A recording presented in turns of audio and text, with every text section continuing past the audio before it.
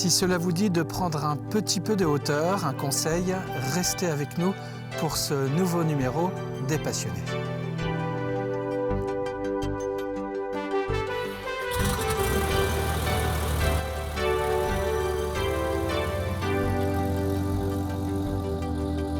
Qui êtes-vous, François? J'ai 52 ans, je suis né à Nantes et ensuite très rapidement j'ai grandi à La Roche-sur-Yon et donc j'ai vécu une bonne partie de mon enfance sur l'aérodrome de La Roche-sur-Yon puisqu'à l'âge de 7 ans, donc en 1977, mon père qui était pilote de ligne a créé le club de vol à voile, le club de planeurs à La Roche-sur-Yon et donc tous les week-ends quasiment depuis que j'ai 7 ans, je les ai passés sur cet aérodrome. À 14 ans, j'ai commencé à voler tout seul, en planeur, à 15 ans en avion, et donc jusqu'à débuter une carrière professionnelle de pilote de ligne. Et donc maintenant, je suis dans la compagnie nationale sur Airbus. Et là, vous nous recevez aujourd'hui à l'aérodrome de La Roche-sur-Yon, plus précisément sous cet hangar de Top Gun Voltige, qui est l'une des structures qui propose au grand public finalement de s'éclater, d'avoir des sensations très fortes avec ces avions de voltige qui sont pas loin de nous là, qui est devenu au fil du temps une référence aussi en France. Hein. Oui, le club de planeurs de La Roche-sur-Yon est très réputé. Puisqu'on organise régulièrement des championnats de France, il y a même eu des championnats d'Europe qui ont été organisés avec beaucoup de succès parce qu'on a on va dire qu'il y a une marque de fabrique, c'est-à-dire qu'au-delà de l'aspect compétition, il y a aussi une ambiance que les compétiteurs aiment retrouver chez nous. Donc on a toujours beaucoup de succès à chaque fois qu'il y a une organisation qui se monte, c'est on est submergé de concurrents et donc on est souvent amené à bloquer les inscriptions parce qu'on a trop de monde. Vous avez fait, grâce à votre famille, à qui vous a transmis cette passion, de votre passion, votre métier, vous êtes allé plus loin que ça, parce qu'on l'a dit, vous êtes pilote de ligne, mais vous êtes aussi président de l'organisation du Vendée Air Show, Vendée Sport Aérien, qui organise. C'est-à-dire que tous les 2 ans, on a un show aérien de très belle facture, au-dessus de la baie des Sables. Et là aussi, ça vous demande pas mal de travail. Et là, on est toujours dans la passion avec ça. Je me suis toujours dit que cette baie des Sables se prêtait merveilleusement bien à un spectacle aérien. Et donc, en 2017, voilà, on a dit, allez, on va faire ça. Voilà, c'est de la pure passion, c'est du bénévolat à 150%, on y passe un temps fou. Mais par contre, quand on rentre dans l'opérationnel, à 15 jours, 3 semaines, c'est plus excitant. Et puis le jour J, là, c'est l'éclat total. Là, voilà.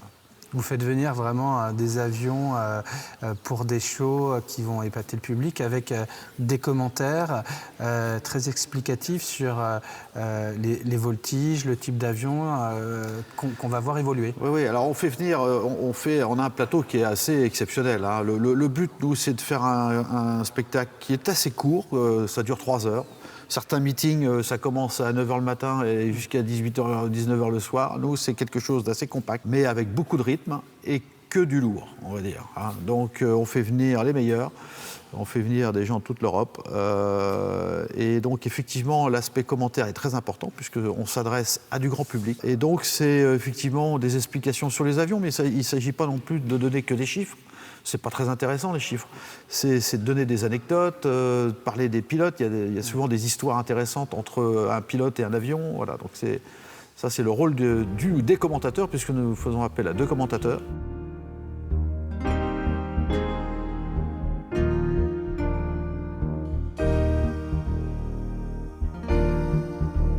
François, être passionné par l'aéronautique, c'est être autant passionné finalement par les avions, leur mécanique et le pilotage?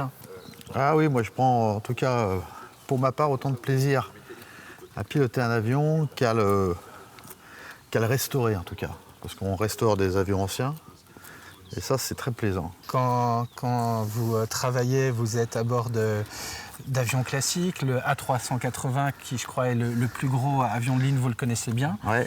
Et quand vous pilotez ce type d'avion qui est un avion de chasse, et vous proposez au grand public aussi de pouvoir vivre ces sensations. Là, c'est complètement autre chose. Là, c'est un jouet pour vous? C'est quand même des petites bêtes qui peuvent mordre. Hein. Voilà, ça reste des avions avec des hautes performances. Donc ça demande beaucoup de rigueur dans la façon de les utiliser. Donc oui, il y a une partie plaisir qui est très importante. Mais enfin, tout ça dans un cadre bien précis. Hein. Cet avion qui est derrière nous, quand on rentre dedans et quand on est assez novice, on a quel type de sensation a-t-on? Vous pouvez tenter de nous les décrire? Alors déjà, quand on monte pour la première fois dans ce type d'avion, et moi ça m'a fait la même chose, hein, malgré mon expérience, c'est que là on est déjà assis sur un siège éjectable. Donc on a une charge explosive sous les fesses, qui fait que là déjà on se sent, c'est un peu bizarre, il faut s'y faire. Voilà. Ensuite il y a un cockpit qui évidemment n'a rien à voir avec un cockpit d'avion de ligne, c'est beaucoup plus exigu.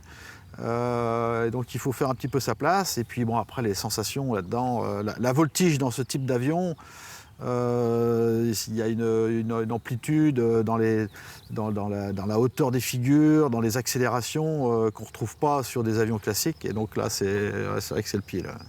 Et l'idée de partager cette passion, ces sensations, c'est ce que vous avez fait avec Top Gun ici. La voltige avec des avions très très maniables.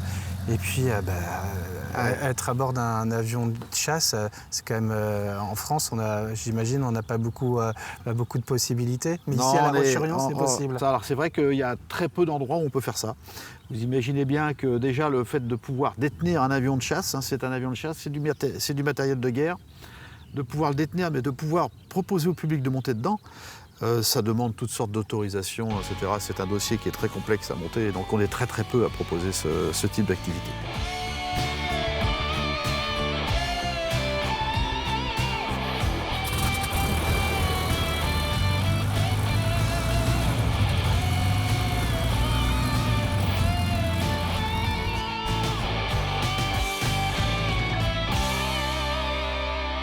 François, avec cette passion que vous avez pour l'aéronautique, le soir quand on se couche, le matin quand on se lève, on pense tout le temps avion finalement, c'est au cœur de votre quotidien? Ah oui, ça tourne quand même beaucoup autour des avions. Donc ouais, c'est vrai qu'on vit avion, mais comme plein de gens vivent leur passion, et c'est autre chose, c'est le cheval, c'est je ne sais quel sport, nous c'est ça. Pour votre famille, pour vos proches, quel est le regard qu'ils ont sur votre passion? Moi j'ai la chance d'avoir mon fils qui est pilote également, qui est maintenant à 21 ans, il est pilote en aviation d'affaires, puis il fait de la compétition en planeur. Donc tiens. là, on est sur la même longueur d'onde. Ouais. Quand vous avez un peu de temps libre, vous parliez de plaisance, il y a d'autres activités qui vous plaisent, je dirais, au-delà des avions? Peut-être vous aimez pêcher, non? Ouais, je fais de la pêche sportive, et puis alors on a la chance, j'ai au cours de mes pérégrinations dans le monde entier, j'ai pu pêcher un peu dans pas mal d'endroits. Et on a la chance maintenant en Vendée depuis 7-8 ans de pouvoir pêcher le thon rouge au Sable d'Olonne, à quelques milles de la côte. Donc ça c'est peut-être ma deuxième grande passion, c'est la pêche sportive. Alors, en plus il y a un aspect très convivial avec la bande de copains à bord, on rigole bien. Au niveau de la passion pour l'avion, le pilotage, la transmission et le partage, bon, on est déjà pas mal. Oui. Mais vous avez que 52 ans. Oui, on a toujours des rêves, il faut en avoir, hein, heureusement. C'est clair que quand on voit ce qu'on fait là au niveau aéronautique, c'est déjà pas mal. Ça en ferait rêver plus d'un. Donc il faut en être conscient. On fait des choses qui sont quand même très très exotiques. On fait voler des avions, c'est pas rien, quoi. Quand vous aviez 20 Après, ans, quand vous aviez 20 ans, mais même mon père. Vous rêviez de ça, là, de ce qui se passe aujourd'hui pour non, vous? même pas ça. J'aurais jamais imaginé avoir une écurie comme ça, voilà. Donc, et mon père, qui là, c'est parti un peu tôt, aurait jamais imaginé ça. Hein, parce que, des avions de chasse à réaction, des Warbirds avec des moteurs de 1400 chevaux, moteurs en étoile, voilà, des trucs comme ça, c'est top, quoi. Donc après, qu'est-ce qu'on pourrait faire de plus? On peut toujours faire plus, hein. On peut toujours se lancer. Moi, ce qui me plairait bien, c'est de me relancer après dans une restauration. Là, je suis en train de refaire un North American T-28, là, qu'on va terminer, je pense, d'ici 1 an. Mais me relancer dans une belle restauration d'un avion un peu mythique, voilà, ça me botterait. Voilà. Mais après, les arbres ne montent pas jusqu'au ciel. Faut quand même être conscient qu'on est juste une équipe civile. Voilà. Donc voilà, on a la chance de faire voler des avions militaires un peu spéciaux, mais voilà, on pourra pas faire voler des Rafales. En tout cas, j'étais ravi de passer ce moment avec vous. François, merci de nous avoir fait partager cette passion pour le pilotage, pour les avions en général. Et puis moi, je vous donne rendez-vous naturellement bientôt pour un autre numéro des Passionnés. C'est naturellement sur TV Vendée. À bientôt.